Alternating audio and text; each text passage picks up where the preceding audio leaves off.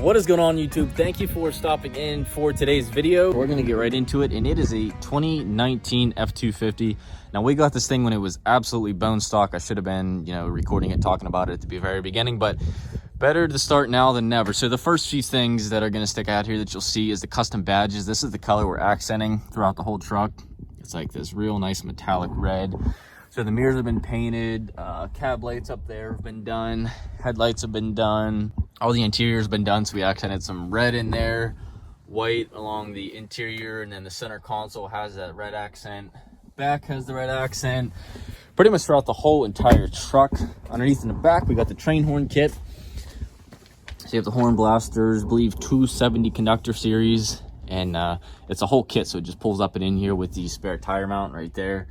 And then the compressor's all wired in. That's all wired into the truck. Tail lights we have done as well. Third brake light up there has been painted to match the truck. Pretty much gives it a whole nice clean look to the truck. For performance, we got the fast, I believe this is the 220 GPH. So it'll be plenty of power for anything you'd like to do down the road, anything like that. Got the cat filters on that as well. Tucked up in there. It's kind of weird on the Fords. They are on the passenger side. Usually on every other truck it's going to be on the driver's side, but because of there's no room over there on the 17 pluses, they put it over here. Also forgot the Mag High-Tech rear diff cover underneath there. That's all powder coated red to match the lift eventually. And then you get the extra, I believe it's like 2 or 3 quarts capacity. Now for what we're doing today, we're going to start the lift installation. So it's a 7-inch kit made by PMF, Precision Metal Fabrication, and it's pretty much completely decked out. So you got the dual steering stabilizer kit. There's the transfer case indexing plate, as they call it, and that'll be a new cross member underneath there. It's also going to be able to allow us to tilt the whole transfer case like this, which is going to drop the drive shaft down for a better angle so that it's not so steep when this whole axle drops down, so that this, or the drive shaft bolt, isn't going to be like shooting straight up. This transfer case will drop down a little bit and give you a little better angle that way. So let's go inside and check out the lift kit itself. So you get the full King shocks. There's King shocks, King coilovers. These are going to be the traction bars that are going to hold the rear axle in place. Over here is more painted parts that are done but still yet to go on. So we have the tow hooks, we have the front drive shaft, rear drive shaft, front emblem. This thing is quite complex on the back here. You got the camera, the windshield washer fluid, all that stuff. The rear tailgate emblem, front diff cover, bezels for the fog lights in the front, so that'll be painted white since the bumper is white from the factory. New grille here and black. We're gonna have to figure something out there because that was supposed to be white. And now for the lift kit.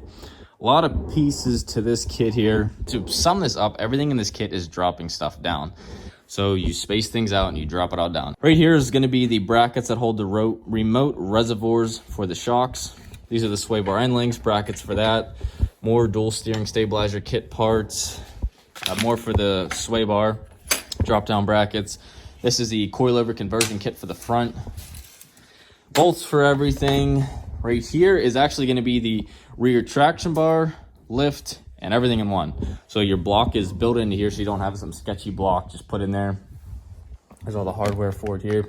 And the axle will actually sit in here, so this comes out, and then you put the axle tube in there, and then bolt this all together, and your axle is in the middle, and then you can bolt your traction bars to the bottom of this. Really, really nice kit. This is gonna drop our steering pieces down. You can see the welds on that are pretty darn nice. Nice mag weld there. And just, I'd say that's right here, 3/8 steel. I mean, this table is 1/2 inch, so I'd say that's every bit of 3/8. And then more of the steering stabilizer kit, the 4-link bars. I mean, guys, things are massive. So that's all the 4-link stuff, upper and lower bars, and the back. Up front, these are going to be the 4-link bars, drop-down brackets. So it'd be cool to have this in like white, the rest of this lift red. This is the cross member that is going to be able to allow the transfer case to drop down. The actual plate that's going to do that is this plate right here, all CNC machined aluminum. And then here's the steering stabilizer shocks that are going to go in the front for that, and then the many pages of directions for the kit. Forgot to mention we do have fender flares for this truck as well. These were painted These are going to be, unfortunately, because the guy lives in an area that they give you a hard time about fenders, you know, tires sticking out past the fenders. These are the cleanest ones I could find. So, you know, it doesn't have the pockets in it or anything. It's all going to be as one. And underneath here, I'll give you a peek of what the wheels look like. You got the brush finished on there with the red, and that red's going to accent all this stuff. And man, is it just going to look good when it's all back together. So with that being said, we're going to go ahead and get started on the lift installation. Then I will catch back up with you guys when we make some progress. Boys socket set for this lift kit. These are the 4-link bar bolts, or the 4-link bolts, I should say. I believe they were like 24 millimeter. So right now the axle is just supported by these 2 jack stands and some little bit of support from like the sway bar holding it up, the end links and all that stuff. But pretty much for the most part, it's just held up by that. Next step is to kind of start getting all the steering stuff out of the way so that this axle can drop down. So for that, we're going to start, well, we already got the shock bolts out there as well. You can see where the 4-link bar bolts were. And I got to give it to Ford. They really think things through. For example, like this, you'd think, oh man, how am I ever going to get the end of this nut out? But what they do is actually just weld the nut to the 4-link bar. See the 4-link bar is loose now. And it's really useful because all you have to do is take out the bolt, the nuts welded to this, and you're good to go. So it's just small things like that. I'm realizing that this truck is very, very well built and not really like the older ones where it's like they kind of over-engineered everything. So hats off to them.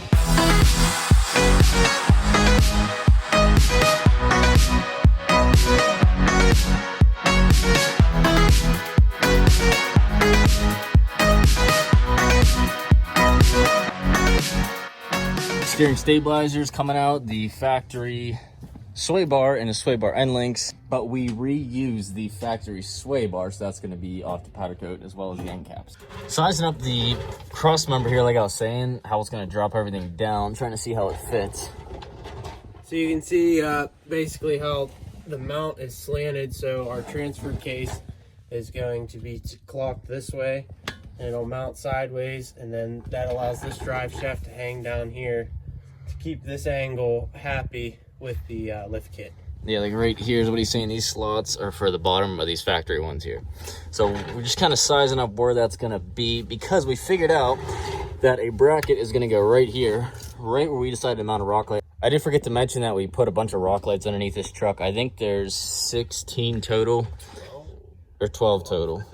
So there's the new 4-link bracket I was telling you about. It goes up and in.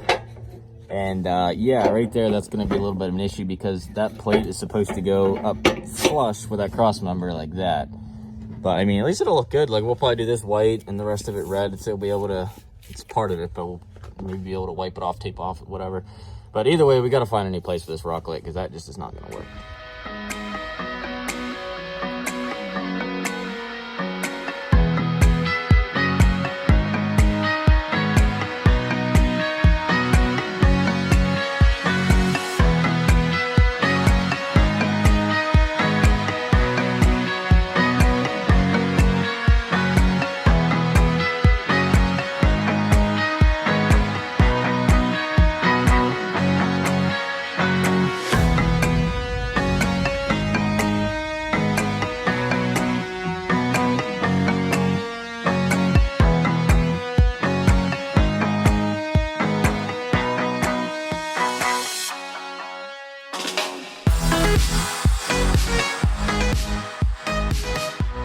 So the last step for getting this bracket out of here, we have this nut and this bracket here. We're getting out of the way because we need to get to the pitman arm to get this nut off here. And also this bracket is not being reused with the kit. Over here is a new bracket. So you can see the resemblance of the two. Basically, obviously dropping everything down. Then we have our mounts right here that are going to be pushed down. This is all 7 inches, so a 7-inch kit. And then up here, you'll see we have one extra hole the supports from, so we'll have to drill that hole up into the truck. And after that, pretty much just reinstall this. So the pitman arm is 1 inch and 13/16, and that's all 3/4 drive. So we're gonna have to get the big dog out here to be able to get that out. Because unfortunately, it can't fit anything else in there with the axle being where it's at.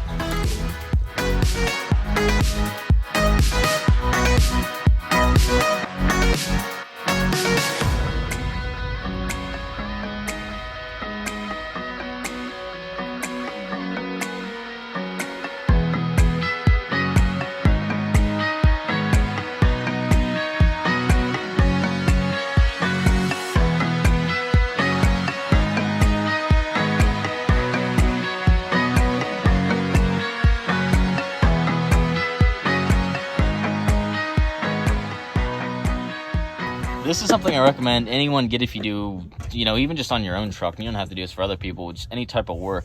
Is this little, I think it's called a cap and plug kit. So you have all these sizes from this little guy right here, the whole way up to these big ones. They're all numbered. And whenever I get something or some type of cap, I just throw it in here with whatever size. But perfect case scenario, if I can get this little one here, is this vacuum line going to the hub, which is for the 4-wheel drive. Normally, you know, you wouldn't want water to get in there. So what I do is I just put this little guy in here, put it in, and then you can see right there, it'll make sure that no water or anything else is going to get in there.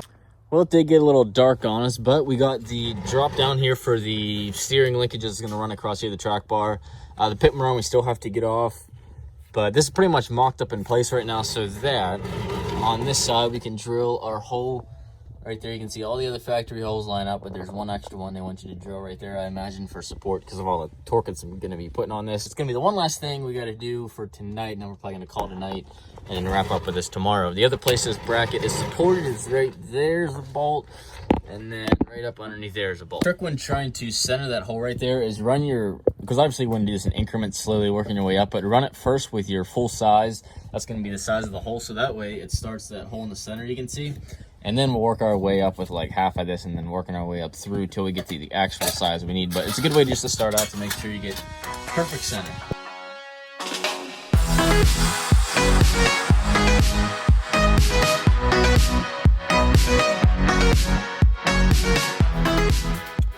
And lastly, we'll come in here with a little countersink right on this to clean this up.